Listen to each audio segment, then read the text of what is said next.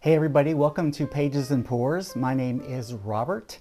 I haven't done a video in a little while. Sorry about that. I was under the weather for a couple days, and then most of last week I was out of town, but I'm back in town and trying to get back on track today. One of the things that I've talked about in some of my recent videos about whiskey is that I have too many bottles at home. The first year and a half, 2 years of my whiskey journey, I was pretty indiscriminate in my buying. I wanted to try a little bit of everything to find out what I really liked, what I didn't like, what was better, what was worse, what I could afford, what I shouldn't afford, things like that. And so I ended up with too many bottles because the fear of missing out in whiskey is really bad, especially when you're online as much as I am, because you see all these great whiskeys people are talking about that you haven't tried yet, haven't even found yet. So I am making a concerted effort to cut the number of bottles I have at home way down. And the only way to do that is to get rid of more than I'm continuing to buy. And so in recent months, I didn't do a very good job of that. So in July, I pretty much put the brakes on and said, you're gonna have a reasonable month. I had a bunch of bottles that were close to empty, so I wanted to empty some of those. And I didn't have anything super pressing that I had to buy right away, although there were a couple of things that I've always been on the lookout for in July. So now that the month is over, I wanted to recap kind of a post-mortem on how I did in my inventory adjustment plans for my whiskey. And so I'm going to go through the bottles that I finished this month and talk about whether I'll buy them again or whether or not I won't, what I thought about them, things like that. And then after that, I'll tell you what I purchased this month, and we'll see how I did. And these are in no particular order. They just happen to be this order in my recycling bin. So the first one is a Scotch from Islay, the Laphroaig Select Single Malt Scotch Whiskey. This is a 40% ABV bottle. It is about 50 bucks in my market. It's okay, but I find it a little bit weak. It's at 40%, it's too watered down, I think. And there are better Laphroaig offerings for just a few dollars more. And so this is one that I will not be buying again. I like the Laphroaig 10. I really like the Laphroaig quarter cask, and the 10 is about $65 and the quarter cask is $70. And as a comparison, that quarter cask one is 48% alcohol by volume. It's a much fuller experience, better tasting whiskey. And so Laphroaig has so many in their core line. This is one that I am happy to let go and not repurchase. So one down. The next one is also a Scotch. One of my favorite distilleries is Talisker, and this is the Talisker Storm.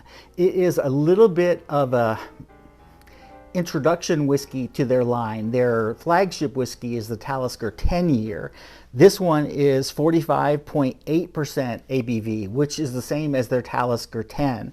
But they're similar enough in style, and they're similar enough in meeting the needs for my cabinet that even though I like this one, I'm probably not going to buy this one again, because I will continue to buy the Talisker 10 and some of their maybe cask strength scotches. So this one is $60. The Talisker 10-year is $70. For the extra $10, I'd rather have the 10-year. So this is one I won't buy again either.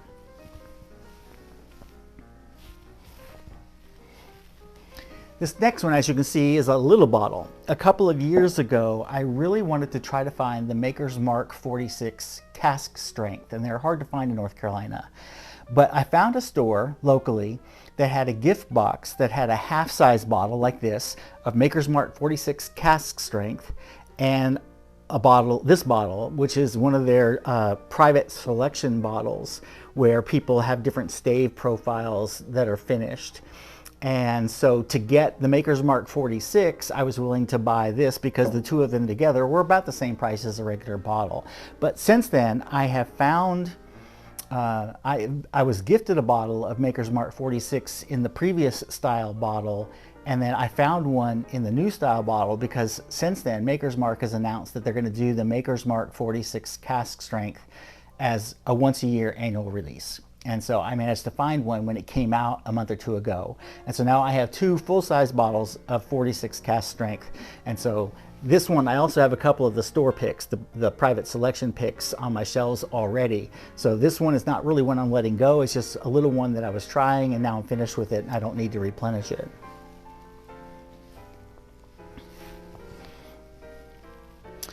This next one is probably one that I will buy again, and this is the Old Forester 1920, which is the Whiskey Row series. They have 4 bottlings in their Whiskey Row series. 1920 is the Prohibition style, referring to the year 1920, of course, and it's a higher proof selection. This is 115 proof, so 57.5% alcohol by volume. I am a big Old Forester fan, and so now that this is gone, this is one I'll have on my list to pick up when I start buying again.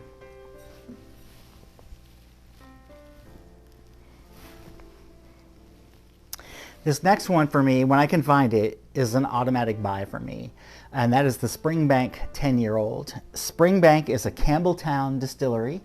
It is a salty, maritime influenced, earthy, funky whiskey that I just happen to really think fits my palate very well. The problem is Springbank is a small family-owned distillery and they can't keep up with the demand.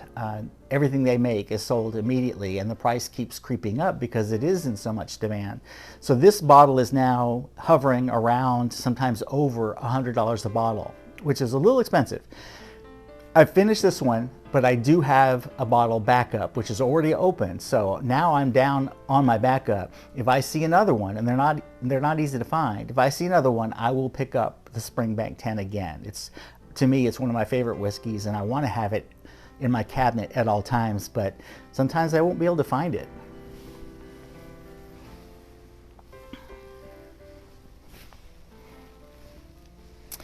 This one is the regular Maker's Mark 46. This is 47% alcohol by volume.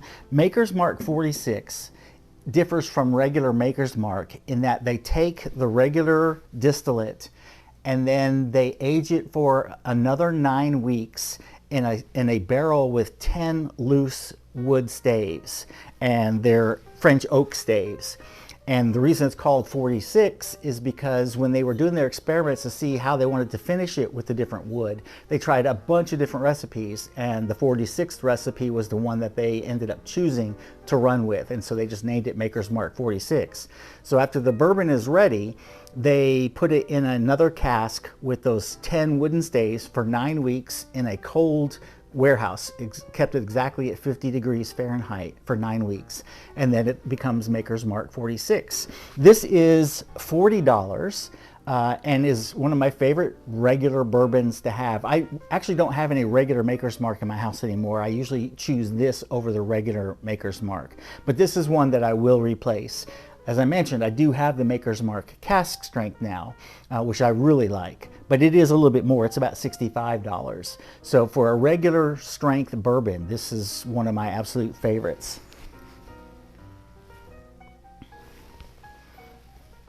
This next one is an international whiskey. This is the Amrut Fusion, and this is an Indian single malt whiskey.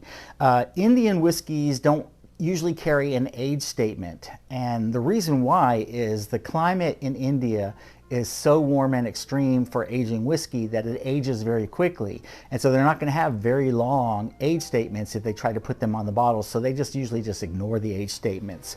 But this is 50% alcohol by volume. Amrut has a number of different whiskeys. The Fusion, I think, has a little bit of a peat influence, which I really like. It is a little expensive. It's $70 or $80. I found it $70 in one place, $82 in another place. But it is one that I will pick up again. I really enjoyed this, and I've enjoyed the 2 experiments I've had with Indian whiskey so far, and I'm looking forward to branching out into some more Indian whiskey in the future. So Amrut Fusion, if you like single malts, you like a little peat in your single malts, this one's a really good one to try from India.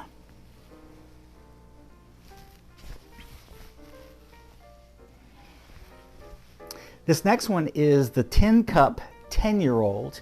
The label is a little bit of a, not a controversy, but kind of a kerfuffle. When they first put their 10-year product out on the market, the label says, as this one says, American whiskey, but it is actually a bourbon. And I think they've changed their labels since this came out, and it now says bourbon on there. This is one that I probably will not buy again. And I like the flavor of it, okay. I think it's a pretty good tasting whiskey. The problem is it's extremely low proof. It's 84 proof, so 42% alcohol by volume, which is about as low as you can go and still be whiskey. I believe that the whiskey is sourced from MGP in Indiana. I'm not sure if that's still the case, but I think it used to be the case. It may still be the case. Tin Cup is a Colorado distillery. The problem I have is that even though it tastes pretty good, I am a little bit put off by the really low ABV, but I'm more put off by the price. This is $55, and it's not even available in North Carolina, or at least I've never seen it in North Carolina. There are a whole lot of better bourbons, in my opinion, for way less money than this. So if I'm hooked by the 10-year age statement, I would go with maybe a Russell's Reserve 10-year instead, or a Knob Creek 9-year, both of which are significantly cheaper than this, and a more full flavor from the higher proof. So this is one that I'm going to pass on and will not be buying again. The one thing that's cool about this is it comes with a little tin cup on the top like the miners used to use. You can use it as a shot glass, you can use it when you're camping, whatever, but for that price, I'll buy something else instead.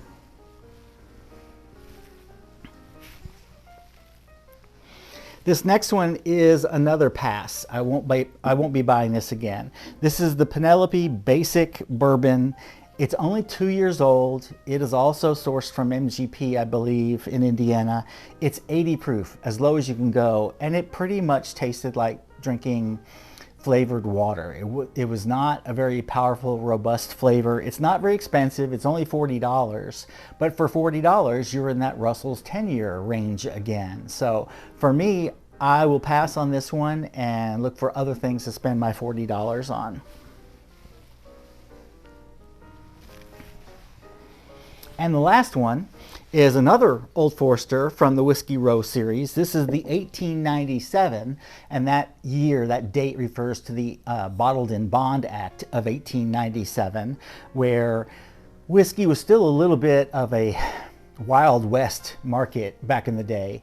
And in 1897, the government instituted a Bottled in Bond Act to kind of act as a mark of quality, that it means that the whiskey has to be distilled at one distillery in a single distillation season, which is either from January to June or July to December, by the same master distiller, and then it has to be warehoused in a government bonded warehouse. That's where the Bottled in Bond title comes from, for at least 4 years. And then when it's bottled, it has to be bottled at exactly 50% alcohol by volume or 100 proof. And so this is the Whiskey Row series nod to the 1897 Bottled in Bond Act. I do like this one. It's about $50, but I like the 1910 and the 1920 that I showed you before, and the 1910 even more, and I don't feel the need to have all of them in that series. And so even though the 1910 and the 1920 are a couple dollars more, I like the taste better. And so I would not object to owning this again, but it's not going to be high on a priority list for me, which means I probably am not going to buy this one again. Okay. So I finished 10 bottles in July. How many did I buy, however? Well, the truth is, I bought just 2, and I don't even have either one in my hands yet.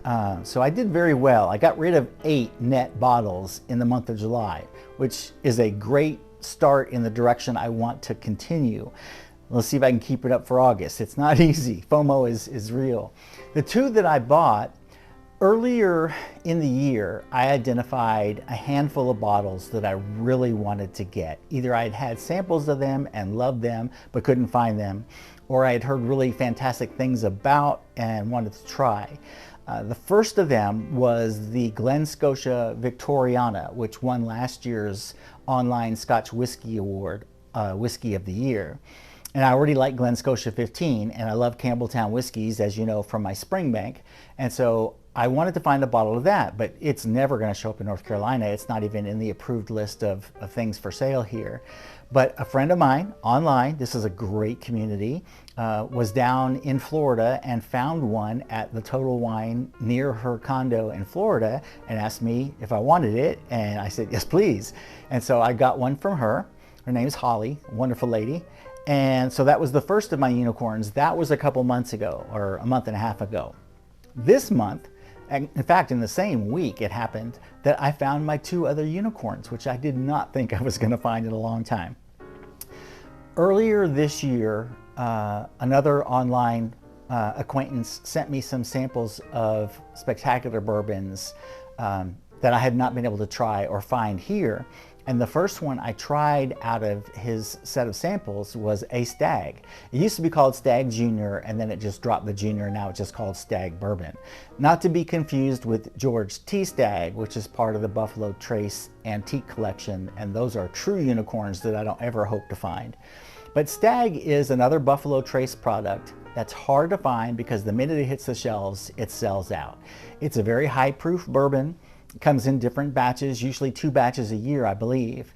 And I just happened to find that the Lexington, Kentucky Total Wine, which I had visited when I went to visit Maker's Mark, and my friend who lives in Lexington goes to that Total Wine.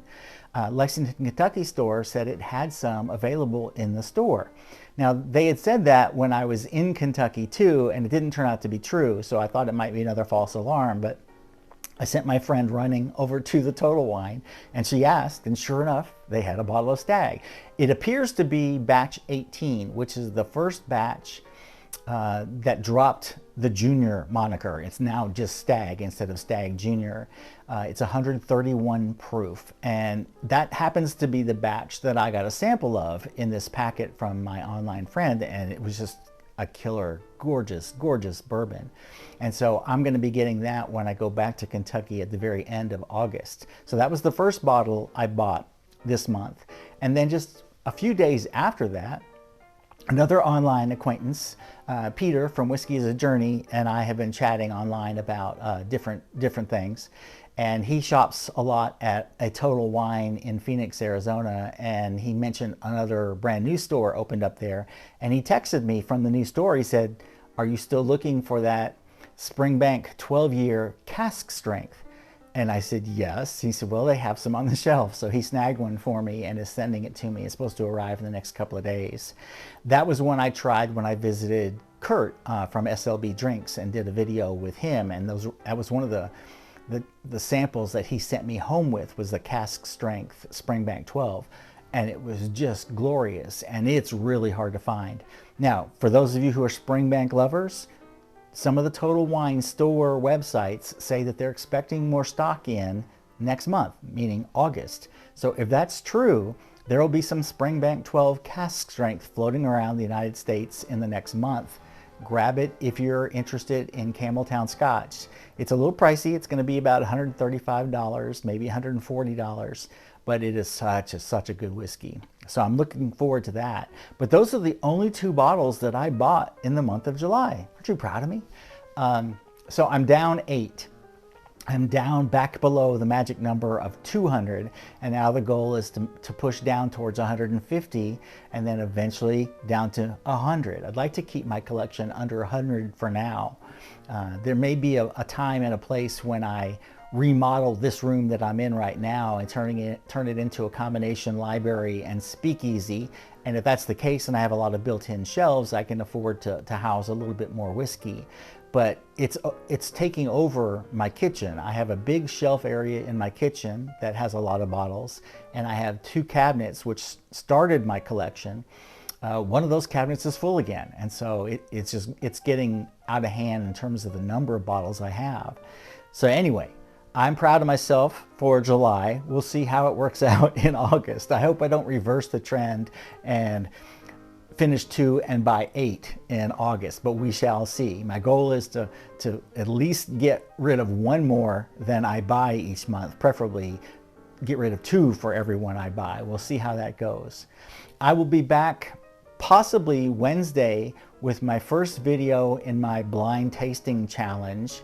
If you want to see me make a fool of myself trying to decide what a whiskey is that I don't have a bottle for, and all I can do is smell it and taste it and try to figure out what it is, that might be the video for you. It won't be very long. My tasting notes won't be very sophisticated, but it'll be an interesting challenge for me to see over the last 2 years what I'm now able to identify, whether I can pick out the style of whiskey, a general proof range. I almost would never guess the exact bottle, but I'll give it a try anyway, just to see how far off I am. And I'll give myself points based on how I do. So if you're interested in that, look for that video possibly Wednesday, and I'll be back again Friday with another Friday Reads update about what I've been reading or not reading, as the case may be. And until then, cheers everybody, bye.